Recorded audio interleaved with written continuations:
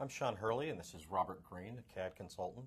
And we're discussing many different things around CAD management, CAD standards, different discipline or design office issues. And one of the things that we wanted to follow up on and talk about was deployments.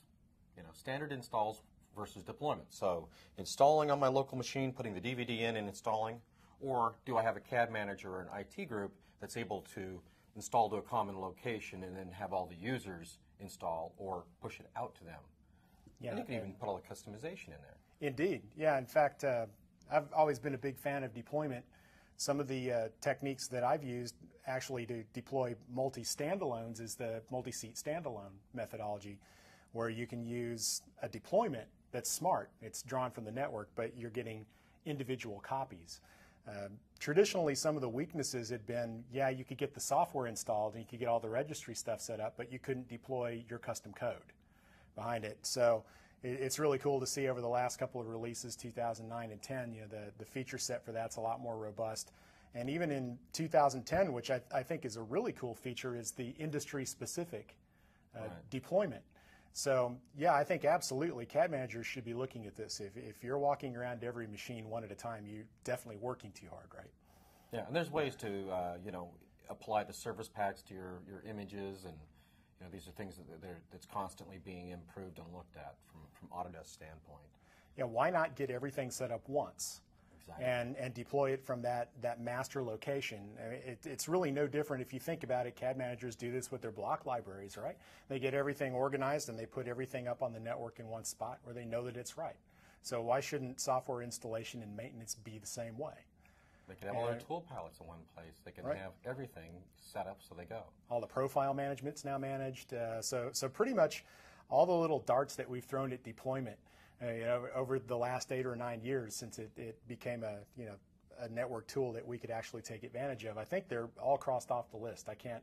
Oh, there's a few. There's still a few. I can't really think of anything that I have that are real points of pain now. Getting the customization deployed was huge. Right. One of the things, I'll still get a call. Why did you guys give us a new release? Now I got to run around my office. I got to go to St. Louis and install on 30 machines, and then I've got to go to Miami and install it. And I'm like, you're carrying a DVD, right? And they're like, yeah. Like, all right, let's talk about something here. Do you have a common server somewhere? You don't. And then they go, oh, I have to use network licensing. No, you don't. Multi-seat standalone deployments, push it out. There's so many different ways to do it. You don't. I think the person was actually trying to justify going to Miami and traveling. Well, that may not be a bad. It's a control thing. I got to go to your machine and put the DVD in. Maybe so. You bring up a very good point. There is a lot of confusion that people think that network deployment equals network licensing. You're exactly right. That's not the case. Right. So if you have, let's say, 7 or 8 all the time CAD users that want to get their own install to their own individual machine, you can still make a network deployment. Get that set to where you have all your correct profiles, all your correct CUIs, everything that you would want to push down onto every machine, and then just walk up to the individual machines, trigger the deployment, bang, you're done. It's just come in an hour early one day or stay an hour late. Or you just put the icon on their desktop and it does the install. Let them do it Group better policy still. On login. Boom, I've seen that. I've also seen there's tools out there, different technologies, where you can configure your one machine, all the libraries and every setting, the registry settings, the Lisp, everything about that environment, the support paths, and then you can snap an image of that machine, and then you can deploy that out to 60 users. And that's huge, because that's the piece we've been missing. And they can do it over, they go, oh, 2 months later we got new block libraries, new support paths, a new third-party utility in there, and they make another image, and before the people get in the next morning, it's done again.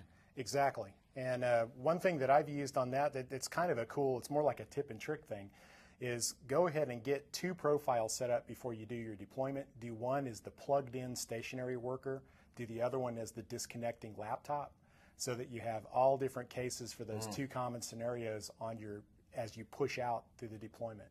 That way you'll have basically any machine you can encounter, you'll have all your problems solved before you install. Different plotters even. So thank everything. You. That's a great tip. Yeah. Thank you, Robert. Thank you.